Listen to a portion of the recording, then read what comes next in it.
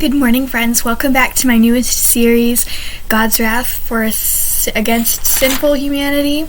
Yeah, it's a little bit of a long name, so I keep getting it messed up. So, this week we're in our third week of 5, and so this week we're going to be looking at Romans chapter 1, verses 24 through 25. So I'm going to start out, you know how this goes if you've been watching my recent videos. I'm just going to start out and just read through the entire thing, and then we're going to focus in on one little section. So, we're going to start at verse 18. The wrath of God is being revealed from heaven against all the godlessness and wickedness of people who suppress the truth by their wickedness, since what may be known about God is plain to them, because God has made it plain to them. For since the creation of the world, God's invisible qualities, his eternal power and divine nature, have been clearly seen, being understood from what has been made, so that people are without excuse. For although they knew God, they neither glorified him as God nor gave thanks to him, but their foolish thinking became futile, and their foolish hearts were darkened. Although they claimed to be wise, they became fools, and exchanged the glory of the immortal God for images made to look like a mortal human being, and birds, and animals, and reptiles. That was where we stopped last week. Therefore, God gave them over in the sinful desires of their heart to sexual impurity, for the degrading of their bodies with one another.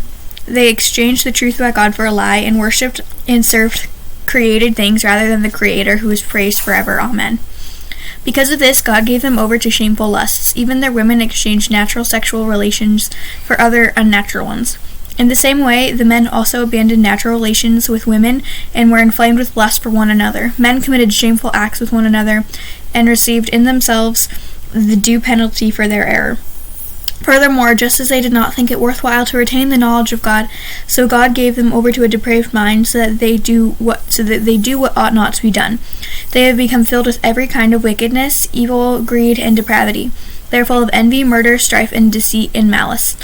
They are gossips, slanderers, God-haters, insolent, arrogant, and boastful. They invent ways of doing evil. They disobey their parents. They have no understanding, no fidelity, no love, no mercy. Although they know God's righteous decree that those who do such things deserve death, they not only continue to do these very things, but also approve of those who practice them.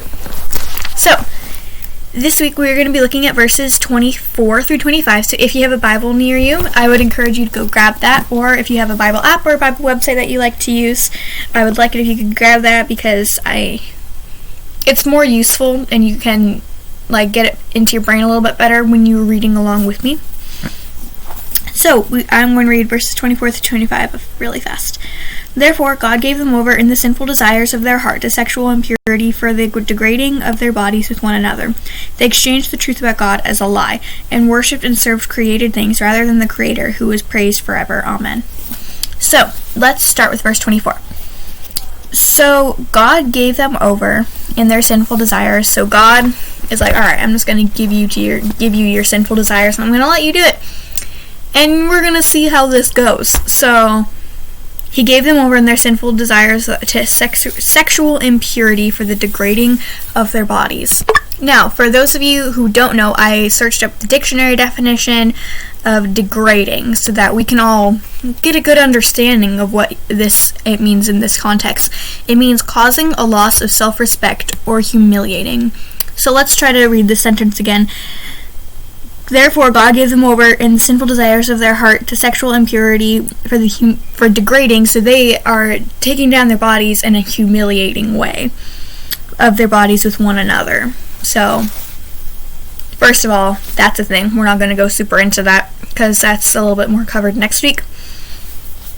They exchanged the truth about God for a lie. So now they're believing that the truth of God, it's all fake. And yes, people do believe that. And so people believe, obviously, yes, that God, that's all a lie. And they worshipped and served created things rather than the Creator, who is praised forever. So okay, here's an example. If you had something in your life, let's pretend that this little eraser is something in your life that you really like, and you're going to serve it, you're going to do everything for it, then you're kind of worshipping that thing. Because the people like to have real things that they can hold in their hands. I don't remember, but it was somewhere in the Bible, in the Old Testament, the people decided that they wanted a human king and not God, because they wanted someone that they could actually see. And I feel like that's kind of the problem right now, is that people want to worship things that they can actually see and touch and, like hold in their hands, and, they get a good idea of what it is. And people are scared and think that God is a lie, because it's a little bit more complicated for us. We trust that God is real, but in this world, we are taught that trust has to be earned. And you don't just trust somebody. And so our religion is completely based around trust and faith that God exists and that he will come through for you. So exchange is a lie, because people are scared of things that they can't trust, and they just don't trust it. They don't know what the heck it is, so they are scared of it.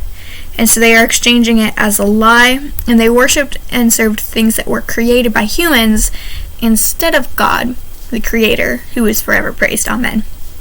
Right, so that's those two verses, and there wasn't much to say about them. They're pretty much self-explanatory, but I wanted to do this one and not group it together, because next week we're going to be talking about something completely different than what I just talked about, because it's going to be interesting. I'm a little bit nervous to see how it goes, and I've been talking about this one for a while. And then, so that's week 4. Week 5, we're going to go all the way through verse 32. So, that was today's video. I will probably be making a video sometime this week, so thank you guys for watching. Again, if you have any ideas for a theme that you want me to do, I would love it if you guys could pop into the comment section and let me know any ideas that you have at all, or a verse that you want me to cover, or a theme, or a topic, or whatever. So, thank you guys for watching, and I hope you have a blessed week.